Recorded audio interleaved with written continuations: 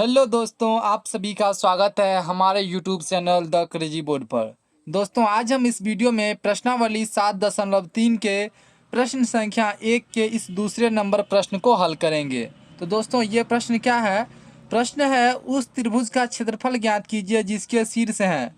और शीर्ष का यहाँ पे हमको कोऑर्डिनेट दिया हुआ है। कोऑर्डिनेट क्या है? -5, -1, 3, -5, 5,2। तो दोस्तों, ये त्रिभुज के तीनों शीर्षों का हमको कोऑर्डिनेट दिया हुआ है। तो आइए हम इस क्वेश्चन को हल करते हैं। दोस्तों, यहाँ पर हम क्वेश्चन लिख लिए हैं। क्या है? हम मान लेते हैं कि ए बी सी एक त्रिभुज है।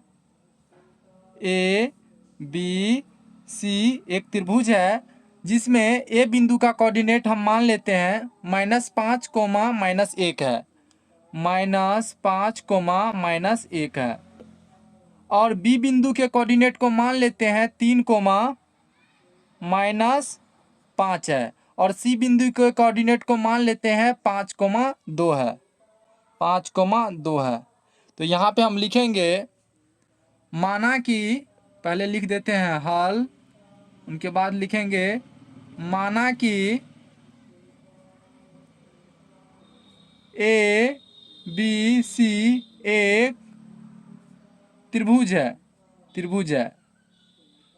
दोस्तों, यहाँ पर त्रिभुज लिखने के जगह अगर आप उसका साइन भी बना देते हैं तो काम चल जाता है। जैसे यहाँ पे हम लिखेंगे, माना कि ए बी सी एक त्रिभुज है। तो यहाँ पे हम त्रिभुज लिखे नहीं, बल्कि यहाँ पे हम त्रिभुज का साइन बना दिए। तो ए बी सी एक त्रिभुज है जिसके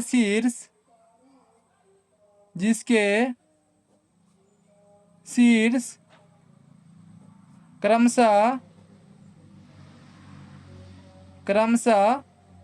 ए कितना हो जाएगा? ए बिंदु का कोऑर्डिनेट बोलिए। ये हो जाएगा -5, -1। बी जिनका कोऑर्डिनेट क्या है? 3, -5।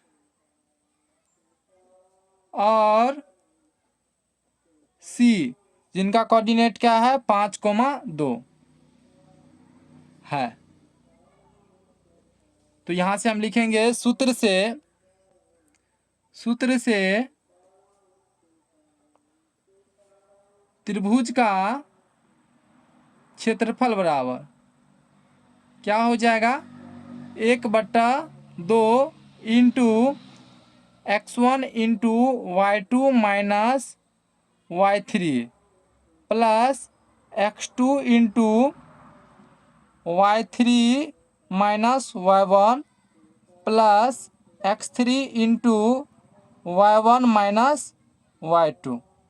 दोस्तों, अगर त्रिभुज के तीनों शीर्षों का अगर हमको कोऑर्डिनेट दिया हुआ हो तो हम त्रिभुज का क्षेत्रफल निकालने के लिए इसी सूत्र का प्रयोग करते हैं। तो दोस्तों, तो ये सूत्र यहाँ पे हम लिख दिए। अब आइए इसको आगे हम सॉल्व करते हैं। तो यहाँ पे हम लिखेंगे 1/2, और यहाँ पे जो है बताइए ये क्या हो जाएगा? ये हो जाएगा x1, ये बी वाला ये हो जाएगा x2, और ये सी वाला ये हो जाएगा x3।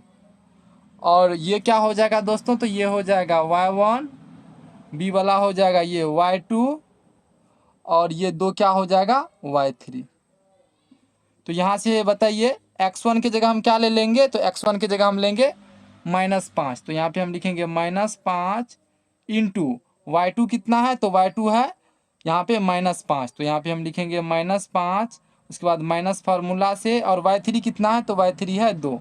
तो y3 की जगह हम लिख देंगे 2, प्लस x2 कितना है? तो x2 है 3, तो 3 दे देंगे, इंटू y3 कितना है? तो y3 है 2। तो यहाँ पे हम 2 दे देंगे, माइनस y1 कितना है? तो y1 है -1। तो यहाँ पे हम फिर ब्रैकेट देंगे और लिखेंगे -1। क्यों यहाँ पे हम ब्रैकेट दिए? क्योंकि यहाँ पर 2 बार माइनस आ गया। एक तो ये फार्मूला से माइनस आया, और y1 का भी वैल्यू कितना है? -1। तो इसीलिए यहाँ पे हमको ब्रैकेट देना पड़ा। प्लस x3 कितना है? तो x3 है 5 इंटू y1 माइनस y2। तो y1 कितना है? -1, माइनस y2 कितना है? तो y2 है आपको -5। तो फिर यहाँ पे हम ब्रैकेट देंगे और लिखेंगे -5। अब इसको हम आगे सॉल्व करते हैं। तो क्या हो जाएगा? 1/2 -5 ब्रैकेट का मतलब गुना -5 और -2, ये जुड़ के कितना हो जाएगा -7 प्लस 3 गुना क्या हो जाएगा 2 माइनस माइनस हो जाएगा +1 प्लस 5 और -1 और माइनस माइनस हो जाएगा यहाँ पे +5।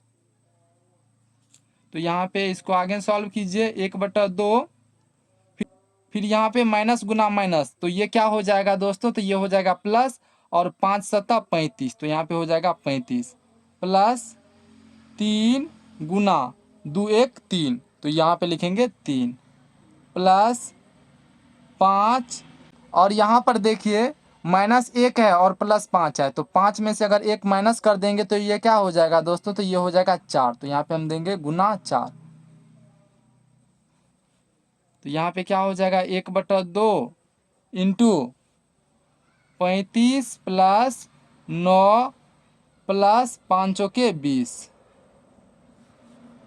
तो यहाँ पे हम लिखेंगे 1/2 गुना, इन सबों को जोड़ दीजिए, तो जोड़ते हैं कितना हो जाएगा 5 9 14, तो यहाँ पे हम दे देंगे 14 का 4 हासिल 1, 3 1 4 2 6 यानी 64 हो जाएगा। तो इसमें जो है हम 2 से इसमें भागा देंगे 64 में, तो क्या हो जाएगा 32, तो यहाँ पे क्या हो जाएगा 32, क्योंकि ये क्षेत्रफल है तो इसीलिए यहाँ पे हम लिखेंगे वर्ग मात्रक।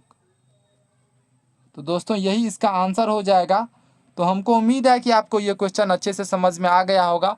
अगर आपको कोई भी इस क्वेश्चन में डाउट है तो आप हमको कमेंट सेक्शन में ज़रूर पूछिएगा, हम उसको दूर करने का अवश्य प्रयास करेंगे। तो मिलते हैं अगले वीडियो में, तब तक के लिए आप पढ़ाई करते रहिए। Thank you for watching this video. जय हिंद दोस्तों।